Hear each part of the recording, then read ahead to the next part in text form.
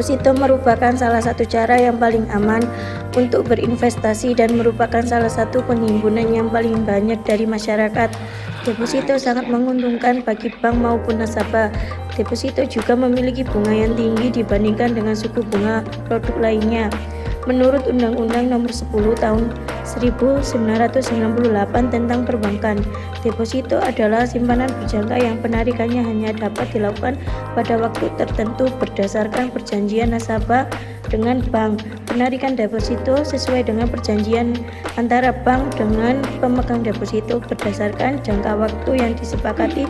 Deposito jangka waktu 1 bulan, artinya penarikan hanya dapat dilakukan setelah 1 bulan. Misalnya, deposito jangka waktu 1 bulan ditempatkan pada tanggal 20 Juni 2009, maka deposito tersebut dapat dicairkan pada saat tempo yaitu pada tanggal 20 Juli 2009. Pengertian tabungan menurut Thomas Suyatno 2001/71, tabungan adalah simpanan dari pihak ketiga kepada bank yang penarikannya hanya dapat dilakukan menurut syarat-syarat tertentu. Pengertian tabungan menurut Undang-Undang Perbankan Nomor 10 Tahun 1998 adalah simpanan yang penarikannya hanya dapat dilakukan menurut syarat-syarat tertentu yang disepakati, tetapi tidak dapat ditarik dengan cek, biliet, giro, dan atau alat lainnya yang dipersamakan dengan itu. Tabungan merupakan bagian dari kemampuan dan kesediaan masyarakat untuk menahan sejumlah uang dari pendapatannya untuk disimpan di bank untuk keperluan di masa mendatang. Keuntungan deposito: A. Tidak seperti tabungan biasa, setoran awal deposito lebih besar dibandingkan tabungan biasa. Besarnya minimal tiap bank berbeda-beda, tetapi rata-rata saat ini minimal 1 juta rupiah. B. Bunga deposito. Deposito merupakan sarana investasi yang baik dibandingkan dengan tabungan karena bunga deposito selalu lebih besar dibandingkan dengan bunga tabungan. C. Memiliki risiko yang rendah. Deposito merupakan sarana investasi yang aman karena hampir tidak memiliki risiko. D. Biaya administrasi dan pajak tidak seperti giro atau tabungan yang dikenakan administrasi bulanan. Deposito tidak dikenakan administrasi bulanan, walaupun demikian pemotongan tetap ada, yaitu sebesar pajak deposito dari perhitungan hasil bunga deposito itu saja dan tidak termasuk pokok. E. Jangka waktu. Jangka waktu deposito bervariasi dari 1, 3, 6, 12 atau bahkan lebih, tergantung dari kesepakatan nasabah dengan bank. Dengan kesepakatan tersebut, pihak bank maupun nasabah memiliki hak dan kewajiban sendiri-sendiri. Dengan kesepakatan tersebut, nasabah juga tidak bisa menambah atau mengurangi jumlah saldo deposito. Hal tersebut tidak dapat dilakukan setiap saat. Dengan adanya jangka waktu tadi, jika nasabah ingin mencairkan dana pada deposito tidak bisa dicairkan setiap saat, tetapi hanya pada saat jatuh tempo saja. Dengan demikian, nasabah hanya bisa menambah ataupun mencairkan pada saat jatuh tempo saja. F. Pencairan deposito.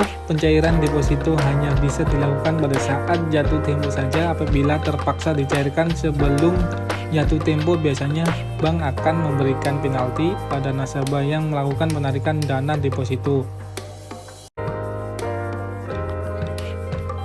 Data master deposito. Dalam pembuatan deposito diperlukan sistem yang digunakan untuk pembukaan rekening deposito baru, mengedit atau menghapus akun rekening deposito nasabah. Berikut merupakan gambar data master deposito. Keterangannya yaitu: yang pertama, search digunakan untuk pencarian data dalam bentuk nomor rekening atau nama ataupun alamat nasabah. Sistem akan mencari kata yang sama atau mirip dengan yang ditulis. Yang kedua, judul sampai judul kolom yang terdiri dari nomor rekening, nama nasabah, nomor alternatif, dan lain sebagainya digunakan untuk mengurutkan dari terkecil ke terbesar maupun sebaliknya. Yang ketiga, refresh digunakan untuk memperbarui tampilan data. Keempat, posting saldo digunakan untuk mengupdate saldo pokok atau saldo akhir jika terdapat kesalahan perhitungan pada transaksi. Yang kelima, insert digunakan untuk menambah data rekening baru.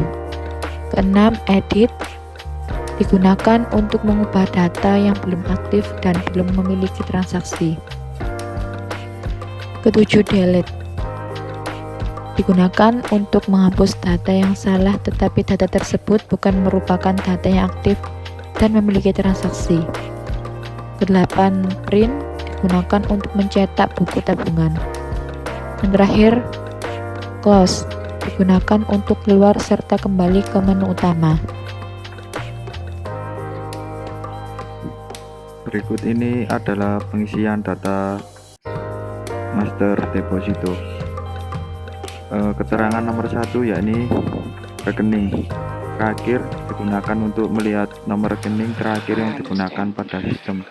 Yang kedua, status verifikasi digunakan untuk mengetahui form telah terverifikasi atau belum, tetapi tidak dapat merubah status verifikasi karena form hanya untuk mengisi data. Yang ketiga, kode integrasi digunakan untuk menyesuaikan integrasi antara buku besar dengan tabungan. Yang keempat, kode produk merupakan menu untuk mengetahui macam-macam produk dapat diubah atau diedit. Yang kelima, kode kantor digunakan untuk mengisi kode cabang tempat nasabah membuat tabungan. Yang keenam, nomor rekening. Nomor rekening ini terisi secara otomatis dengan format kombinasi yang terdiri dari kode kantor. Yang ketujuh, nomor bilet diisi dengan menggunakan nomor yang terdapat pada bilet deposito asli. Yang ke-8, checklist antar pasifa bank digunakan apabila nasabah merupakan lembaga bank karena akan mengubah jumlah PPh menjadi 0. Yang ke-9, kode perkiraan wajib diisi dengan kode perkiraan antar bank pasifa. Yang ke-10, nomor alternatif diisi jika menggunakan penomoran lain. Yang ke-11, jumlah nominal yaitu jumlah setoran awal pada deposito. Yang ke-12, nasabah ID diisi dengan kode yang didapatkan saat menemukan data nasabah. Apa itu deposito? Deposito itu seperti tabungan, tapi uangnya ditahan oleh bank selama waktu tertentu, misalnya 1 bulan atau 1 tahun. Bunganya akan jauh lebih tinggi dari tabungan karena bank akan pinjamin uang kita ke orang lain, misalnya dalam bentuk pinjaman modal usaha.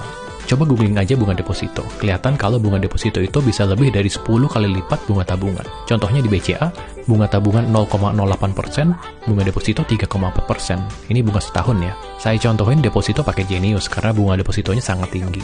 Kita tinggal pilih mau deposito berapa banyak, misalnya 100 juta, terus pilih berapa lama, misalnya 1 bulan. Terus udah deh, 1 bulan kemudian modalnya dibalikin dan bunganya dikasih.